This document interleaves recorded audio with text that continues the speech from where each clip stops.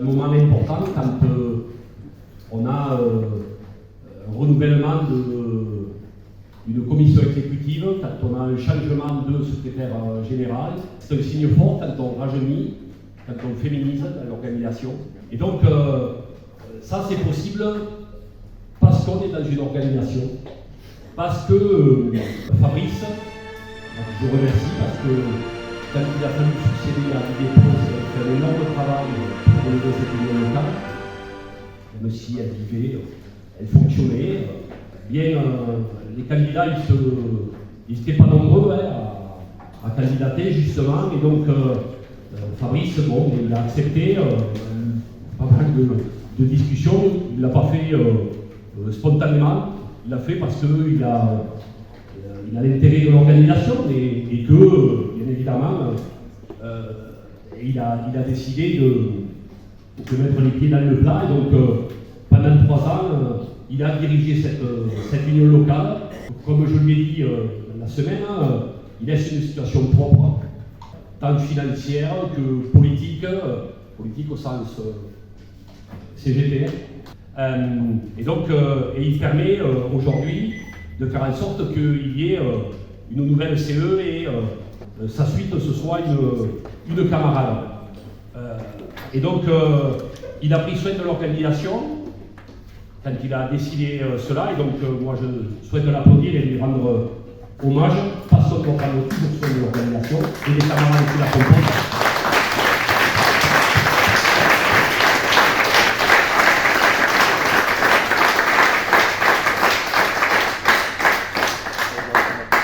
Et donc, Christelle, tout le monde sache qu'elle s'est beaucoup posé des questions, nombreuses et nombreux à le savoir et à l'avoir convaincu de prendre ce poste-là, être secrétaire de l'union locale, la plus grosse union locale du département. Ce n'est pas une tâche facile, mais elle est rendue facile si on travaille collectivement. Et le Congrès il a élu une commission exécutive. Et donc, comme partout, c'est donc collectivement que l'on doit travailler et aider Christelle à assumer pleinement le mandat. C'est elle qui est, comme dans un syndicat, comme dans n'importe quelle organisation, c'est elle qui est en pleine lumière.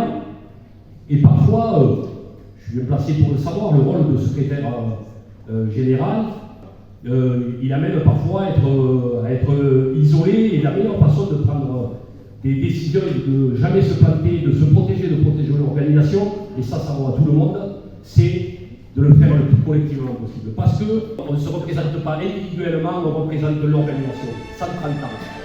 Cette belle dame, elle a 130 ans. On doit être fier et toujours avoir en tête qu'on doit créer les conditions pour ne jamais l'abîmer et toujours en prendre soin et prendre soin de celles et ceux qui la composent.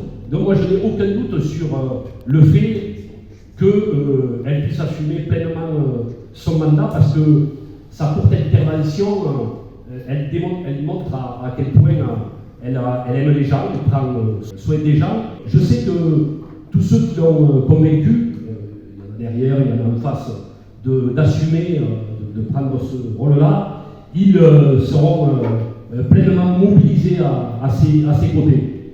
Et vous le savez, j'ai quand même un regard au-delà de l'aspect départemental. Mon rôle au niveau confédéral sur justement les questions d'orgas et de vie syndicale m'amène à avoir un regard large sur notre organisation. En toute lucidité, ce serait mentir que de dire que notre CGT, elle ne souffre pas de certains maux. L'entrisme politique, en Aveyron on n'en a pas, je signale ici parce que c'est important. Le fait qu'il y a des combats de personnes qui ne pensent pas à l'intérêt de l'organisation, qui pensent à leur gueule, ça mène à avoir des congrès tendus. Séverine qui est partie, Pascal y était, qui est là, a participé à un congrès de la santé qui a été tendu. Il y a d'autres congrès qui se passent mal. Il y a des organisations autour de nous qui sont en difficulté. Nous, on a la chance en Aveyron d'avoir une CGT qui se porte bien, qui travaille collectivement, où il y a beaucoup de fraternité. Moi, les photos que tu m'as envoyées hier soir, Christelle, effectivement, je vois tous ces camarades qui, ensemble, font des sandwichs, et ça, il faut qu'on y veille. Et si on arrive à avoir ça dans l'organisation, c'est parce qu'il y a vraiment la priorité, c'est de toujours donner l'intérêt à l'organe. Et si on arrive à rayonner comme on rayonne aujourd'hui, à créer des syndicats, à se développer, parce qu'elle l'a dit, mais vous l'avez dit tout au long de la journée, c'est parce qu'il y a une réelle prise de conscience de ce qu'on représente et de l'attente qu'ont les salariés. Je le dis souvent, le syndicaliste qui se serre pas la main, c'est le patron qui se frotte les siennes.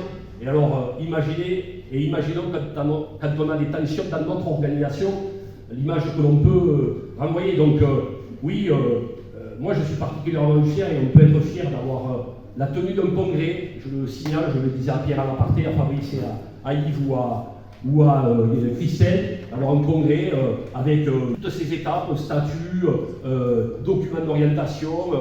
On s'ébute en participant à un congrès comme ça. Bon, bravo à tous ceux qui l'ont organisé. Ça fait grandir la CGT, ça fait grandir les nouveaux et les nouvelles qui ont participé pour la première fois à un congrès. Et ça montre qu'on est une force organisée. Je ne fais pas plus long, je suis déjà très long, mais c'est important de dire quand c'est bien. Parce qu'on vit et on est l'organisation qui est la cible du patronat, la cible de ce gouvernement et la cible des fachos. Les fachos, l'extrême droite, ce sont nos ennemis. Les patrons sont nos adversaires. Macron est un adversaire.